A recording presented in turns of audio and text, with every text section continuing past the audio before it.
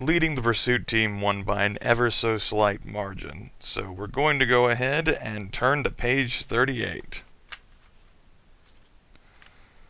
As I said, neither decision would lead to like a dead end. You could win or lose from either branch. There's nothing you'd like more than to head a pursuit team and track these Cobra agents down. Hawk seems happy to put you in charge too. At the operations staging area, the team assembles. It includes Lowlight, Night Attack Specialist, Gung Ho, Number 1 Nasty Fighter, Rock and Roll, Demolition Specialist, and Dial Tone, Communications Expert. Alright, here's the folks that we read about in the back of the book. Yeah! A C-130 transport plane is ready to go. The team climbs aboard and settles down in between tons of supplies and equipment. Gung Ho slides back in his seat and says, "Wake me up when we get there." You and the other guys do pretty much the same, but Rock and Roll is handling navigation and he wants some entertainment. He pulls a bi-amped stereo box out of his kit bag, loads in a cassette, and lets it rip. It goes, oh my god. I don't remember.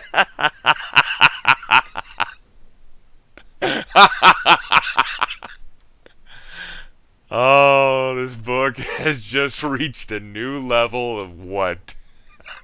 I don't even remember this. Alright, he pulls a bi-amp stereo box out of his kit bag, loads it in a cassette, then lets it rip. It goes, early in the morning, barely time to play. There's a meeting uptown with transportation delay. The subway's all jammed, token lines too mean. This particular morning, best to use my machine. So I open up the closet, biggest you've seen yet. Then activate the light to illuminate my jet. She runs twin off take. Dual thrusters for fun. Special long range tanks, baby, we're not done. There's a split level lounge customized with soul. Carry 14 speakers, play rock and roll.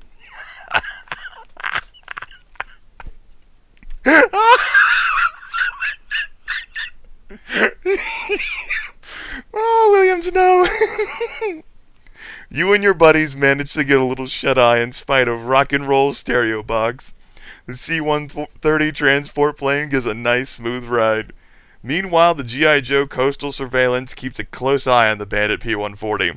Well, that makes sense that there are more than one G.I. Joe base, and I guess we somehow got our communications out despite the fact that our radar and surveillance tower was broken, so it wouldn't make sense for us to be able to communicate with anyone else. But I'm sure, it's a military base. It's a G.I. Joe base. We have other means of communication. We wouldn't just put all of our eggs in one basket like we have a payphone. Yeah. The radar station on Greenland has tracked the plane to a point 7 miles off the Irish coast. Then it descended to less than 100 feet and disappeared from the screen. You're passing over that section of the North Atlantic coast right now. It's 300 hours and time to get ready. You turn the cabin light up full, wake your teammates roughly, and get them together over a large-scale map of Ireland. This is our position, you say, tapping a tip of the coastline. We're going to search for that fighter throughout the area outlined in red. That's as far as it could have gone without a second refueling. The transport plane banks on an easy turn. The team members make some last-minute equipment checks, and the tracking monitors scan the ground for anything unusual. A few minutes later, you get just that. The transport wheels hard to the right and dives a fast 2,000 feet. You're thrown against the cargo wall as 6 red-eye rockets burn on by. Uh-oh. Where did those rockets come from? You move up to the C-130's forward cabin to find out. Rock and Roll's acting as navigator, so you ask him. They came from a point about here, he says, indicating his map. Our latest survey of this area doesn't show any kind of Cobra activity, but if I remember right, there used to be an old airstrip on this location, left over from World War II. Yeah, well, those were not leftover rockets that just flew over our wings, says Gung Ho, leading in through the doorway. Cobra's down there all right, and they know we're closing on them. We ought to drop in fast and really pepper their potatoes.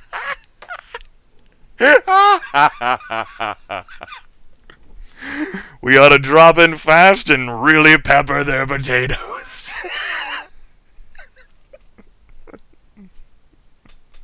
Great Scott, not pepper their potatoes! They're allergic to pepper! What are you doing, man?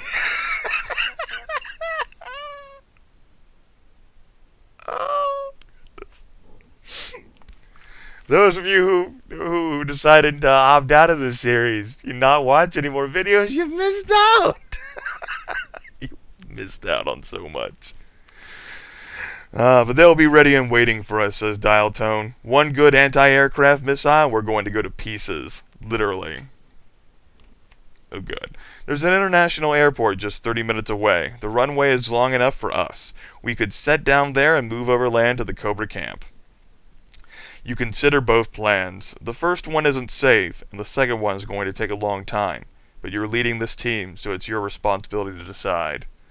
Alright, if you head for the Cobra camp, despite the fact that we could get shot down easily, turn to page 17.